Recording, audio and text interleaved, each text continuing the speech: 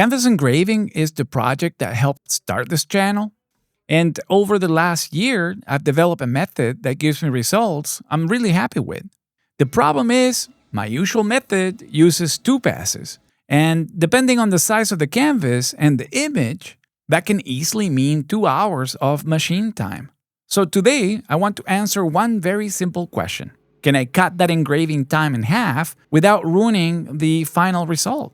I'm going to prep the canvas, run a material test using part of the actual image, compare a 1-pass engraving against my trusted 2-pass method, and by the end of this test, I was honestly questioning whether 2 passes still need to be my default. So let's test it. Welcome back to Severna Builds. A few days ago, I was doing my usual Sunday afternoon cleanup here in the shop when I came across a stack of cotton canvas panels right here in the garage. And that immediately got me thinking. Because, I haven't done canvas engravings here for a couple of months now. Lately, I've been spending more time testing different materials with this diode laser of mine, right? The X-Tool S1 40 watt. But canvas engraving is the project that got this channel started over a year ago now, so it was time. And with Severna Builds getting close to 10,000 subscribers now, which honestly still feels a little unreal, so this felt like the right time to go back to where it all started. But I did not just want to repeat the old process though. I want to see if I can improve it. My current 2-pass method works really great, but it takes time. So today I'm hunting for the best 1-pass setting I can find, using my X-Tool S1 of course. And even if you're not using an X-Tool laser, stay with me, because the testing process applies to many other laser brands and materials. The exact settings may change, but the way we test is the real value here. Now here's the plan. I'm going to move fairly quickly through the canvas prep. Today I'm using the same method and asking a different question. Can I get a strong canvas engraving in 1 pass instead of 2? So to find out, I'm going to prepare several canvas panels, build a 7x7 material test grid using a small crop from the actual image, choose the best settings, and then run the full engraving. After that, I will engrave the same image using my 2-pass method so we can compare them side by side. Because the real question here is not whether 2-pass can look good, I already know it can. The real question is whether 1 pass can get close enough to be worth the time it saves.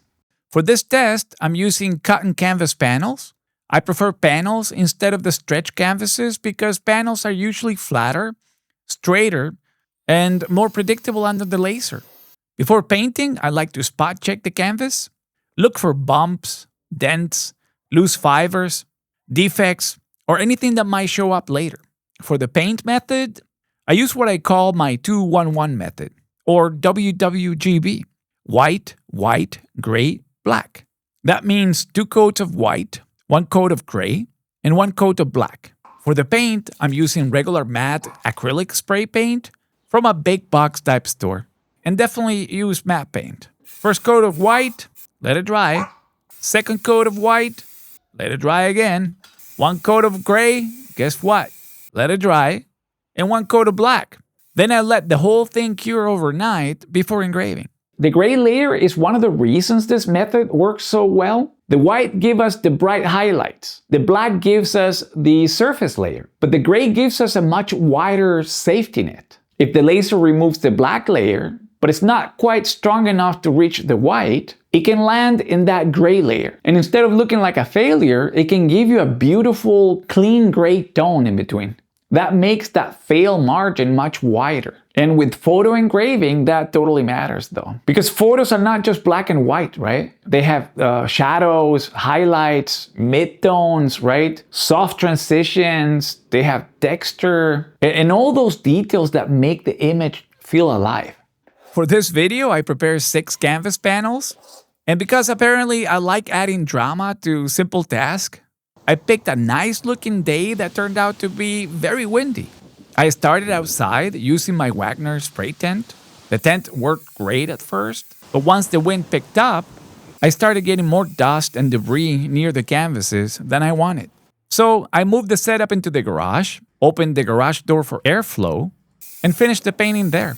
Once the paint cured overnight, I gave the canvas a gentle cleanup before engraving. For the engraving, I'm using my exhaust and my inline extractor to vent outside. And even though the Xtool S1 has an enclosed lid designed for laser safety, I still keep my laser goggles on. The reason is simple. I film a lot of my process. Sometimes I'm checking the camera, checking the focus, checking the framing, or watching the engraving a little too closely. So I keep the goggles on. Maybe it is extra cautious, but I'm fine with that. Before I try to beat my 2-pass method, let me just explain what that method actually is. My current 2-pass process means I run the engraving twice.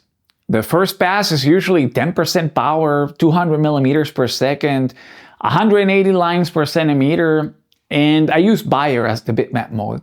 That first pass does most of the work.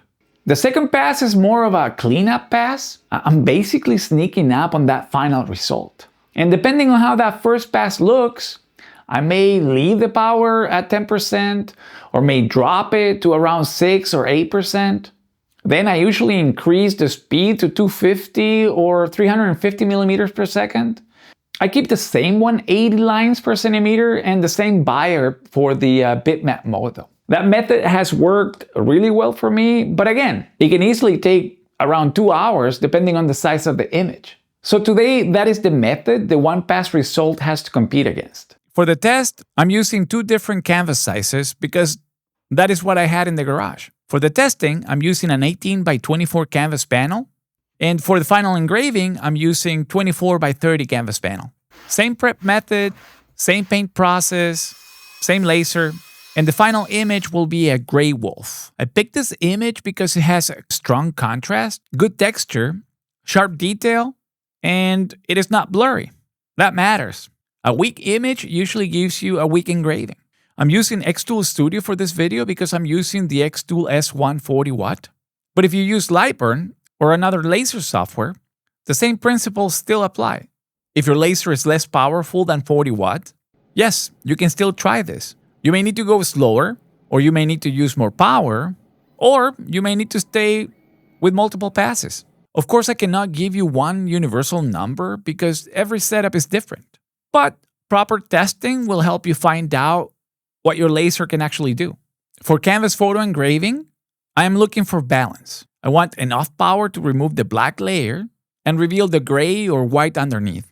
And all this hunting for the right setting starts with a material test grid. For my material test, I'd like to use a small sample of the same image I'm going to engrave. That is important. I don't want to test some random square that has nothing to do with the final image. I want the test to tell me something useful. So in this case, I'm using the eyes and surrounding fur from the gray wolf image. The eyes are one of the most important parts of this image. If the eyes look muddy, flat, or overburned, the whole engraving can feel wrong. It doesn't matter how good the fur looks if the eyes don't have life. This one is one of the biggest tips I can give you. Don't test on random areas. Test the part of the image that matters most. Once I'm happy with my test sample, I build the material test array. I find that a 7x7 grid is a good size because it gives me a nice range of options without taking over the entire canvas. For this test, I'm using power from 12% to 24%. For speed, I'm testing from 150 to 450 millimeters per second. I'm keeping the line density at 180 lines per centimeter, LPC. And for this grid, I'm using Bayer as the bitmap mode.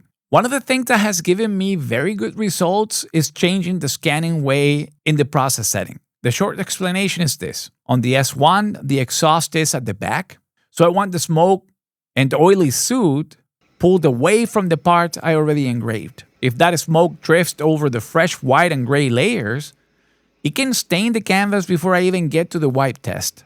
And at 180 lines per centimeter, there's a lot of junk in the air.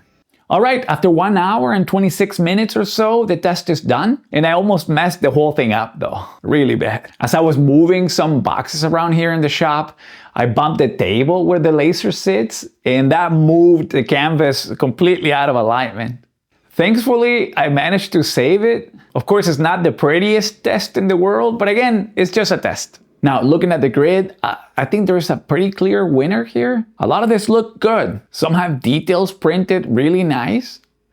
while others look more faded or a little too aggressive. The trick is to match the test as closely as possible to the picture you're actually engraving, or at least to the part of the picture that matters most. For this wolf, I'm going to go with this square, which is 22% power and 350 millimeters per second. I think it gives me the best overall balance, good contrast, good detail. But before I commit to the full canvas, I want to run one more quick test. I'll do just 4 squares this time around using neighboring power and speed setting. I want to confirm that this is really the setting I want. All right, that quick test took about 35 minutes, but I'm glad I did it. Now I feel better about the choice. My gut feeling was right, but I still needed to double check. Test, right? Now I'm ready to set up the full image. The setting I'm using is 22% power and 350 millimeters per second. For this image, I want to use most of the width of the 24 by 30 panel. This is the one-pass engraving. Let's just run it. Because if I can get a strong result in one pass, that could save a lot of machine time. And when a typical 2-pass canvas can take around 2 hours, saving a big chunk of that time actually matters a lot. So saving time is not just about being impatient. Sometimes it is the difference between a project being practical or not. Now let's take a quick look at the one-pass result. At first glance, I'm looking at contrast. Did we get enough separation between the darks and lights? Then I'm looking at the eyes. Do they still have detail? Then the fur. Do we still get texture? And finally, I'm looking at the overall feel. Because with canvas engravings, the final piece doesn't have to look perfect like under a microscope or something. It has to look good when it's sitting on a shelf, hanging on a wall, or being handed to someone as a gift. And honestly, this is better than I expected for a one-pass. This might actually be a game changer for how I do this. Now I'm going to run the same image using my known 2-pass method. This is the control test. For the first pass, I'm using my trusted 10% power and 200 millimeters per second. The bitmap mode is Bayer, and I'm using 180 lines per centimeter.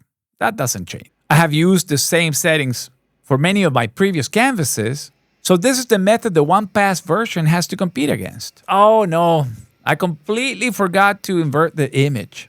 You see, it happens to the best of us. I got super distracted.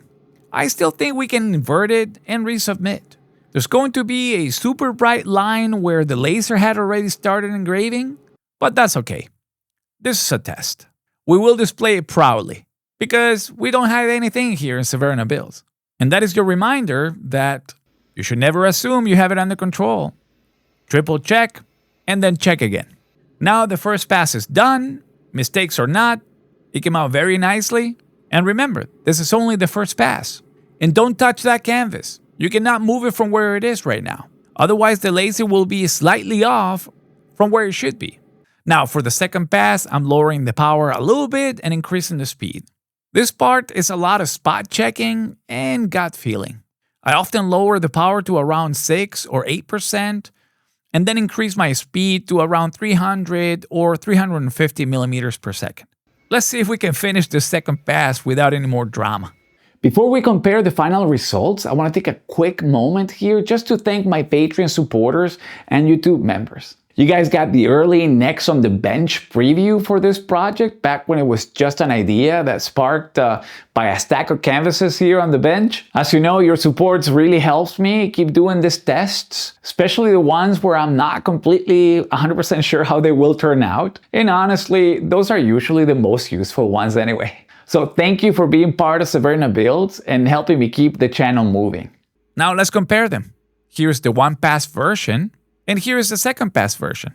First, let's look at the overall contrast. Honestly, both are looking really good. There's a lot of depth and detail here. And that one-pass version, the one without the accidental line, really does look like a photo. Both do. Let's look at the overall piece, because this is the part that matters the most. Would I hang it? Would I give it as a gift? Would I sell it? And would I use the one-pass method again? 100%, for sure. This worked out really well. But before I call it done, I want to make sure this was not just one lucky result. So we're going to run one more test. To make sure this was not just a fluke, I'm going to use the 2 canvases I have left to run another material test and a full engraving using the same one-pass approach. This time, I'm using an owl.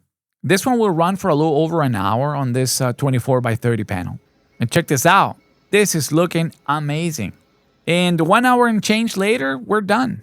Let's take it to the bench for a quick wipe before we judge the results. Wow. Again, photo quality. I'm really happy with this. So, did I cut my canvas engraving time in half? Oh yeah, you bet, 100%. And honestly, this changes how I'm going to approach canvas engravings going forward. My 2-pass method still works. I'm not throwing it away. If I'm doing a special piece, or if the 1-pass result needs a little help, I still have that second pass in my back pocket. But after the wolf and then the owl, I don't think 2 passes need to be my default anymore though. And that is the win here. Not just that I found one setting that worked on one image. The win is that testing gave me a new starting point, a faster workflow, and a better understanding at what this painted canvas method can handle. So today, testing did exactly what testing is supposed to do. It gave us an answer. If this video was of any help, hit that like button. If you want more laser engraving tests, canvas projects, new materials, new lasers, and real-world DIY experiments, subscribe to the channel. And if you tried this yourself, leave a comment with your laser, your wattage, your paint setup, and your best settings. I would love to know what actually works for you. Also, check the description for links to the original canvas engraving tutorial, the materials I use, the Creative Fabrica library, and the tools that help with this process. Some of those may be affiliate links, which help support the channel, of course, at no extra cost to you. As always, this is Alex for Severna Builds. Thanks for watching, and I will see you in the next one.